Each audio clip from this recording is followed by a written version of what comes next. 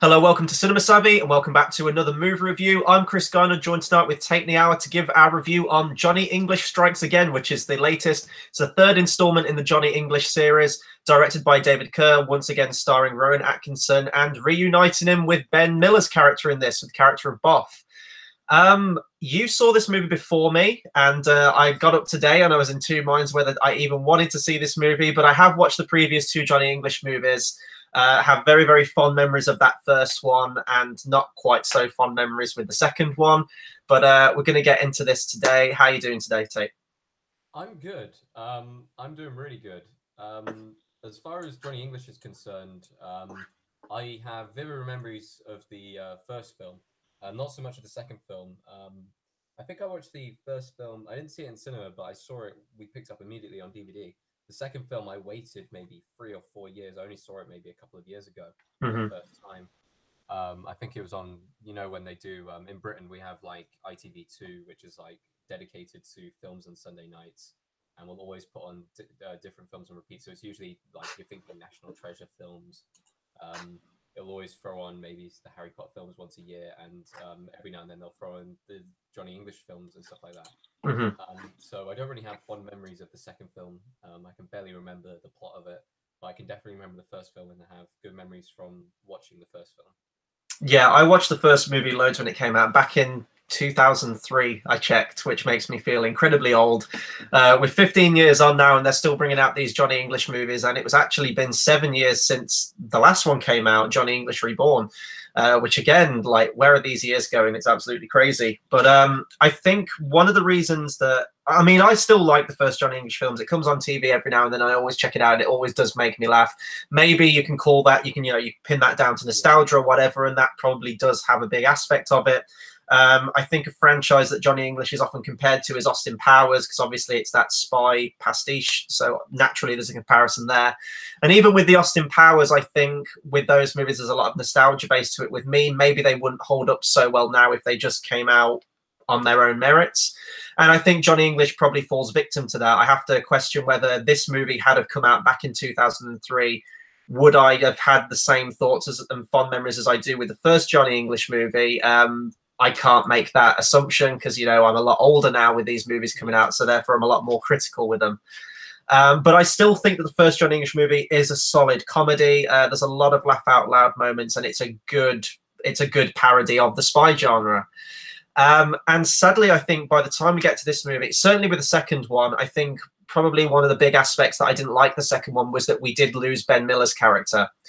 And to me, that duo that you had in the first movie with Rowan Atkinson, who was the complete buffoon, getting into all these, slapsticky shenanigans. Ben Miller was that straight man, and you needed that back and forth He between was the the two grounded characters. character, Yeah. and that dynamic worked again pretty good in this film. You have the kind of no nonsense Ben Miller character of Boff, and then you've got Johnny English, who is, let's be honest, is Mr. Bean in a spy suit. Yeah. It is Rowan Atkinson doing his perfect slapstick humor that he's been famous for, and yeah, there isn't really much I can say about this film personally for me. It felt like it was a Johnny English film. It served its purpose in the same genre that it had targeted before. Um, Going back to your point on whether I think it would have been better if I'd watched this film back in 2003, it's a definite yes. Mhm. And that's mainly because comedy, I say, has evolved and cinema has evolved a long way since 2003. Um, and we're at the stage now where a lot of comedies are coming out today. You've got to have certain aspects to get it right. You have to have the humor right. You also have to have calm, quiet moments of reflection to kind of amplify the humor to come. Whereas this film just kind of goes with it's almost like watching a continuous sketch show. Yeah. It's always Johnny English getting into another shenanigan, getting into another situation. How does he get out of it? How does he do that? And it's a nice callback to what it was like for films like this in 2003 and those kind of comedies. Do I think it fits in this kind of frame of cinema at the moment? Probably not. And I don't know how well it's going to do in box office. I don't think it's going to have a very good international box office, especially with films like A Star Is Born and Venom coming out at the same time. I don't Yeah. think it's even going to have a good domestic box office with those two films either. I think if it was released last month, it probably would have done very well, purely off nostalgia factor. But I think the release of the film itself may be reason enough for it to be a not very popular film.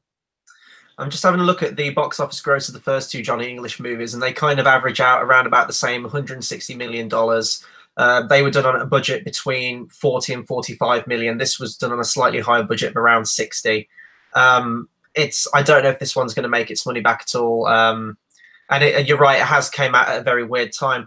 For me, that first Johnny English movie is written and filmed more like a movie. It feels more structurally sound than this movie. I completely agree with you. And I think Commode said something similar in his review where, you know, Rowan Atkinson is great physical comedy, and obviously like he's great in Mr. Bean and Blackadder. They're two of his, you know, the biggest things that he's done.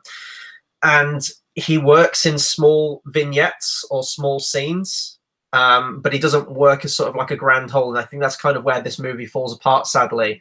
When I did my reaction video to this, when the trailer came out, I thought the trailer looked fantastic. And I think that's because when you're editing a trailer, you are showing those really small, select moments. I was going to say, something about this film is that the trailer basically shows off its best moments. Yeah.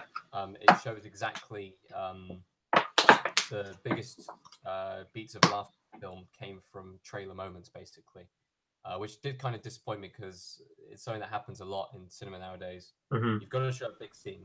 Whether it be an action film or a comedy film, you've got to show a scene which will get people in. That's fine.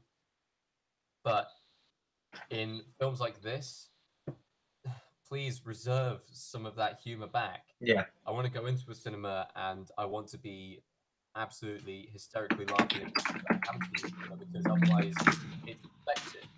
Like, there wasn't a moment in this film where I didn't have like a massive kind of like laugh out loud moment. It was a couple of like small chuckles, but they all came from moments in the trailer.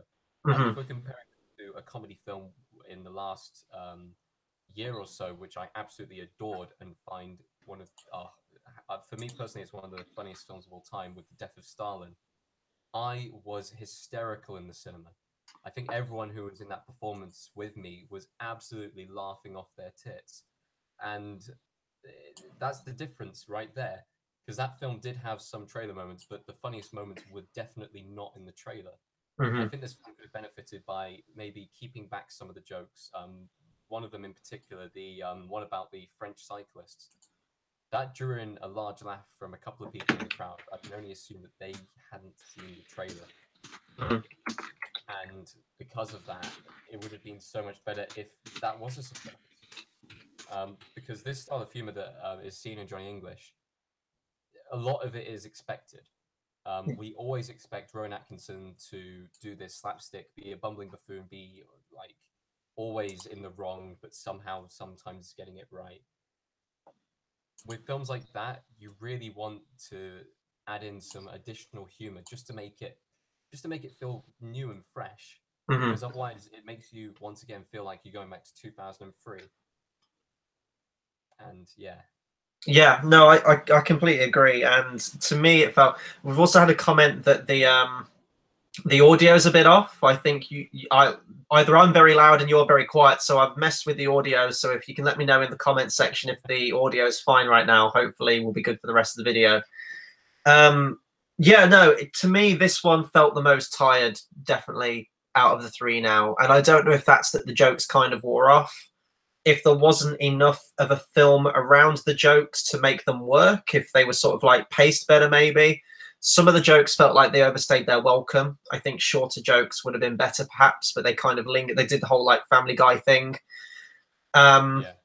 And to me, like with the character of Johnny English, it felt like the effects of the Jack Sparrow character a bit. When that first one comes out, it's funny, it's unique. And then it's the law of diminishing returns as the sequels go on, where they focus more on the buffoonery and not so much on the actual. Well, I know, like with a movie like this, you're not going in depth into character. Like I get it. But I think a big part of it is, and I think I mentioned this in my reaction video, is that when I went back and checked, you know, like screenwriters and directors and everything like that, each movie's had a different director, which is fair enough with movies like this. But that first movie was written by William Davis, who is the sole writer of Johnny English Reborn and Johnny English Strikes Again. But on that first movie, he also collaborated with Neil Purvis and Robert Wade, who were actually two of the Bond writers from. They did 6 Bond movies from The World Is Not Enough through to Spectre. So maybe their influence grounded it more into being that better parody. Like, obviously, he's probably did a lot of the comedic jokes, but maybe they tied it in better and made it work, and more of that Bond influence. I guess we should talk about the plot of this one as well, because actually one of the positive things that I do like about this movie is kind of how we're reintroduced to the character of Johnny English. I quite like that, and I don't think they'll be able to get away with it again.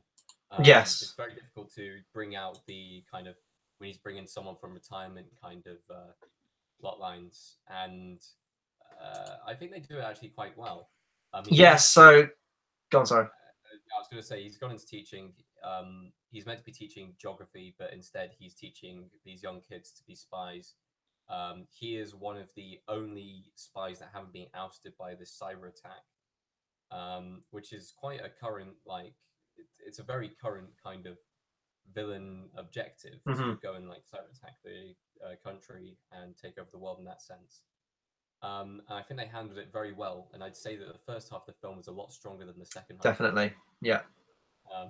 In that no, I thought it was a great way to reintroduce it, because it is that contemporary sense that technology is kind of dominating our life. Everyone has mobile phones. You know, people getting hacked, like, it does happen. And the fact that all of the identities essentially of the current agents are unveiled, which are, leaves them completely useless and vulnerable. They have to then, go back and bring in an older agent who's since retired. And that does mean, I guess this is where we move slightly into spoilers. It's only for one scene, though. We do get to see some other older agents, one played by Michael Gambon, one played by Charles Dance, and I couldn't place the other guy. Wait a sec, let me pull it up. And he's probably going to be a really famous actor, and I feel really bad. Agent 7. I actually don't know. It doesn't actually say on IMDb. It just says, yeah, no, it doesn't really say. But that was cool to see that side of it as well. That sort of like older gentleman, gentleman spy kind of side to it. And there is some funny jokes there again. I don't really know what else I can say about this movie. If you've seen the trailer, you kind of know what you're getting in for. Did I hate this movie? No. I think it's a darn sight better than Johnny English Reborn, and I think that was with the inclusion of Ben Miller. It was nice to see his character reintroduced. There are moments that I chuckled at, and I do have a new respect for the song Sandstorm by Darude. Okay, if there is one joke that proper landed in that film, and the moment where everyone was laughing, is the Sandstorm moment. Yeah. And I can't wait for people to get their hands on it and turn it into GIFs and stuff like that. This is meme worthy right here. Yeah, and I mean, that's Rowan Atkinson doing what he does best, right? Like the dance. It reminded me of like Mr. Bean's Holiday, where he's miming to an opera song. Best part is because it's Chekhov's gun in the film. Are we allowed to go into spoilers here? Yeah, we're going into spoilers now. People can get our opinions from the review so far. He has like 2 bottles of pills which are attached to each other, and he's like, one of them will send you to sleep, the other one will make you like the most hyperactive person ever. So he accidentally takes the hyperactive pill. The spy who's being played by Olga Kurilenko, who is from Oblivion, that's the only other film that I know her from. She is going into his bedroom to kill him, and he basically slams open the door like straight into her face, and Darude Sandstorm starts playing, and just the moment everyone just starts laughing because we all know what's going to happen, and he starts dancing on the dance floor, and it turns into an entire scene where he's dodging her assassination attempts whilst dancing to Darude Sandstorm, which is goddamn. And Venus by Bananarama. Don't forget that either. And that was quite a funny scene. And the only other scene that I give credit to for being funny, before we move on to one last point, is the scene with the virtual reality, because I was expecting that scene to be a bit. I thought that scene went on a little bit too long. I think if they cut it down by maybe a minute, maybe didn't show every single hallway he went into and what was happening on the street, we got the general gist of it anyway. But I have to admit they did do that scene very well. Yeah. A series of events to lead up to it would have made an interesting amount of sense. Mm-hmm. So what I was going to move on to, the ending. Now, I have a couple of things to say about the ending. First of all, we both agreed on this before we went into this call, but we were pretty sure it was a nuclear submarine that they Yes. had at the end of the film. I'm pretty sure that he said the code word for firing a nuke at himself, and yet that it didn't happen. It just ended up being like a very small missile. Mm. Like what's with that? I thought he was going to nuke the entire place. I was expecting, so like we get that shot where the missile goes up, like comes back down and like hits the boat, and I was expecting it to then cut to the end of Rogue One, where the blast wave hits Cassian and Jyn Erso. He just stood there hugging Bob. just fades to white, and then the credits play, and we get like a sad Lady Gaga song played over the credits. You get an Olga Kurylenko Vader hallway sequence of like people just like stood there at the door. What's she doing? She just goes through all the world leaders, just like pinning them up against walls and shit. We would have made a very, very different movie had that have been the ending. Maybe not a film that I would have been opposed to either. Cut to white and start playing We'll Meet Again or something like that. Mm-hmm. Like anything like that. But one other thing that I have to say about the ending, that castle, the castle is meant to be set in Scotland. It's not. I've actually been there to do some extra filming. That is just outside of Bristol. That is, I believe it's called Westbury, which I filmed a Netflix film that's going to be out next year called The King in. And one thing to note is that I can see the exact point where I'm going to be stood in that film. So that was quite a fun moment for me, sat there in the cinema going, holy shit, I was stood like that. There isn't actually a staircase there that he fell down in real life. I think it's an ancient court. I think it was a court which one of the previous kings of England used as like a kind of base of operations. So yeah, nice. A bit of a trivia and fact there or something like that. Awesome. I don't think I really have anything else I can say on this movie. New additions, Emma Thompson's always solid in everything she's in. I thought she was really kind of good as the Prime Minister. A lot of funny lines with her. The villain was very weak, but I mean, we can't keep this review too long because it's a film you know exactly what you're getting in for. It's another Johnny English movie. Is it as good or well written or well paced as the first one? No, and sadly at this point I don't think there will be another Johnny English movie. I don't even know if there will be another Johnny English movie after this one. Maybe they are just going to keep it to a trilogy now. It's fine. You're going to get some chuckles, but honestly, I was expecting to get some solid laughs, and I don't think I properly laughed during all of this movie. I think the time that this film was released will kill off this franchise or any thought of it. Yeah. I would have hoped, genuinely, I would have preferred for this to be brought back as a TV show. Like, honestly, this would work better as a TV show than as a film. Rowan Atkinson is definitely more suited to TV, I think. Yeah. And I think having that time to actually sit down and write for every single week, every single episode, you can make it like a Magnum PI, like, I know that's American, or like a Hawaii Five-0 type thing where you've got this bumbling detective instead of like the hardcore detective, and then you've got the team around him to work with it. I think the joke would be stale though in a TV show. Like, this movie is like 89 minutes, and there were even some parts where I felt like this is dragging now. Like, can we speed this up? I think if you had like a 20-minute episode every single week, like, it's just going to be the same joke. I don't even know if they could do like an animated series like they did with Mr. Bean. I don't know what they could do with it. To me, I think they should just like put it to bed now. I think the joke's kind of ran its course. Maybe the nuked ending should have actually happened. To be a very final ending to the Johnny English trilogy. Yeah, I don't know what else I can say really. What I was actually surprised at. Sorry, I'll let you continue, and then I'll give you my alternate ending. I was just going to say that I was actually surprised when I did my reaction video for this thing that it does have quite a big audience and a big reach overseas in the States as well. A lot of people from America know Rowan Atkinson probably most from Mr. Bean. A lot of them comment on his comedy in that and really like it. Not so much Blackadder. There's probably a few people out there, but I think Johnny English like has a fairly big audience over there. Like it has reach overseas, so maybe it will carry it overseas. Like there are obviously some Americans that really do dig that British humor. But I didn't really care for this movie. Did I hate it? No. It's a fine watch. It's like 89 minutes, so it doesn't outstay its welcome all too much.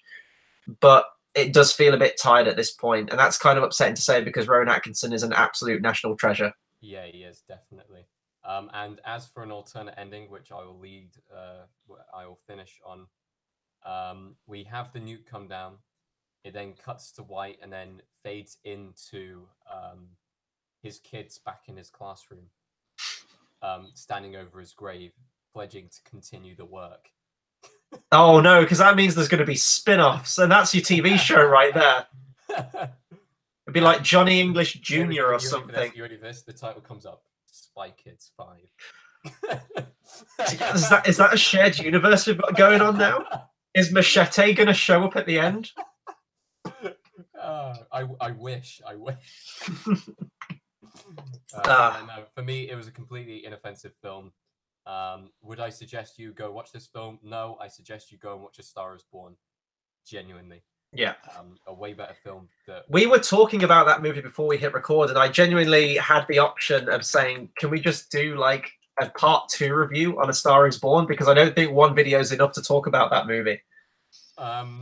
Yeah, genuinely, that film is something different, and this film is very mediocre. Mm-hmm. So my review of this film is go watch A Star Is Born. Absolutely, I'll agree with that. October is a very packed month, though. We've got a lot of other movies coming out, but that'll do it for our review for right now for Johnny English Strikes Again. Be sure to comment, subscribe, let us know what you thought of the movie. What do you think to the Johnny English franchise? How would you say this holds up with the other entries? Anything Rowan Atkinson or Johnny English related, please do let us know. As I said, yeah, a lot of movies still coming out. So this week I will be at a 40th anniversary rescreening of the original John Carpenter Halloween. Really looking forward to that. It'd be nice to see a horror film at the cinema that I will actually know I will be scared at. So that'll be nice. I might do a review for that. I know that you're not the biggest horror guy and you're very apprehensive to watch particular horror films. On this channel already knows that I'm not a horror fan. Like, it's not something for me. So I might do a solo review on that. I might see if I can jump on with someone who's a big Halloween fan. And then it's First Man next week, so we'll have our review for that. And then the following week, it will be the latest Halloween movie, unfortunately with the same title as the original and the Rob Zombie remake. And then we've got Bohemian Rhapsody. There's plenty of other movies coming out, and we are ramping up into Oscar movie season as well, so expect some of those bigger films still to come out. Be sure to hit the subscribe button, hit the bell icon as well, so you stay updated with all of our content. That'll do it for us right now, and until the next video, we'll see you guys next time. Thanks for watching.